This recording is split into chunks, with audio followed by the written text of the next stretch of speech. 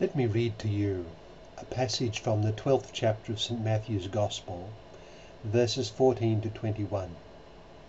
It's the Gospel for Saturday of the 15th week of Ordinary Time.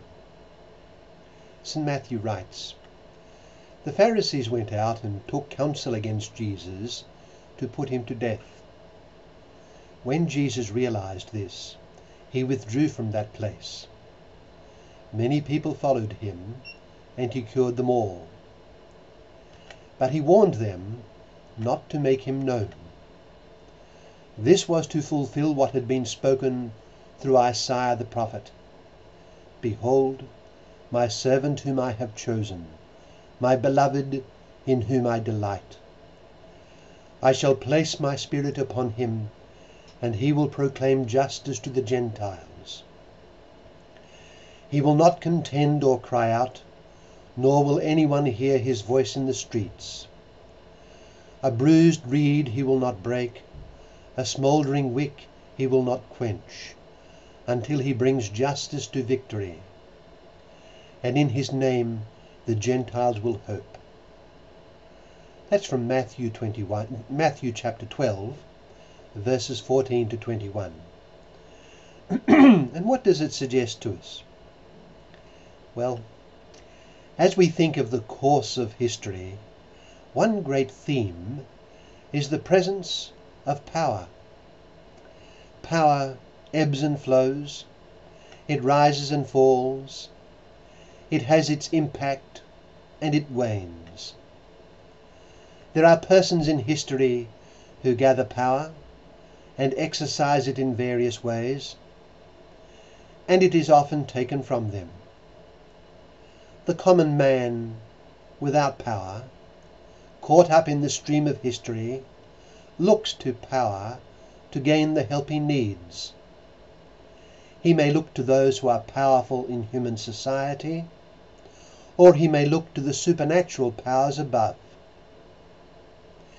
If we consider those persons who have had power over others in society and history, how often is their power exercised violently and for self-seeking purposes?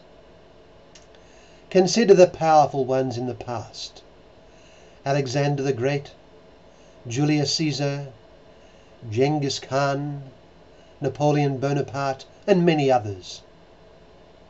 So often they left a trail of carnage and human massacre in the exercise of the military or political power they acquired. Consider even the individual on the smaller stage of his own personal life of family and work. How often, when he has or gains power over others, he causes injury to them. But now, let us consider one person in history who showed astonishing power over things which all would take to be subject to God alone. I refer, of course, to Jesus Christ, who healed the sick, cleansed lepers, raised the dead, quelled storms, walked on the sea, fed thousands of people with a handful of food, showed a power of mind no one could match in debate and in exposition, and who showed himself to be beyond the control of others unless he allowed it. Take any other figure in history, no matter what his military or political or economic power over others, and ask, could he have done these things which Christ did? Obviously not. Christ showed that there was nothing he could not do had he chosen. His power was almighty. What is also clear is that he chose not to use his power except in very precise ways that supported and illumined his very precise mission. He absolutely refused, for instance, to accept being a king. In our Gospel today that I read, St. Matthew narrates how Christ's enemies took counsel on how to put him to death despite the holiness of his life and the extraordinary deeds of mercy that emanated from him. Christ could have resisted and overcome them by an exercise of his divine power, but instead he withdrew from there, we are told, though the people followed him to benefit from his power. Christ, for all his power, constantly exercised restraint, humility, and meekness. He did not react to the evil shown him by an overwhelming power, the power he showed that in fact he had. Rather, he was prepared to suffer. The power he showed in the face of evil was his power to suffer and to bear on his own shoulders the suffering flowing from the sin of the world. St. Matthew quotes the prophet Isaiah, predicting that the Messiah would not impose himself over others as do the powerful ones of this world. The prophet writes, and St. Matthew repeats it, "This was to fulfill what had been spoken through Isaiah the prophet. Behold, my servant whom I have chosen, my beloved in whom I delight.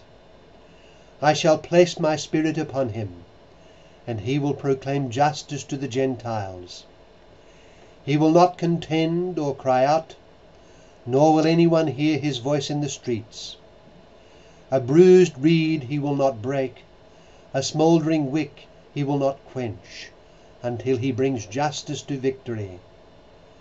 And in his name the Gentiles will hope." The ultimate result of Christ's choice in this was his death on the cross, and that death was the greatest display of his power to save. He had the power to bear in himself the sins of all mankind, and in this way to take away the sin of the world. He was the great suffering servant predicted by the prophet, and his power, so manifest in his miracles, was finally displayed in the triumph of his death and resurrection. In this way, he showed how God exercises his power. The divine power is exercised above all to manifest his mercy. We too, who are in Christ by baptism, are called to manifest mercy in any exercise of power or human capacity. So let us contemplate the redeeming mercy and compassion of Christ that led him to suffer and to die for the world, rather than to exercise his power in the manner of the world. Let us in our turn resolve to follow in his footsteps by showing mercy and compassion in our everyday life, and in bearing with Christ the cross that will undoubtedly come our way in the doing of God's will.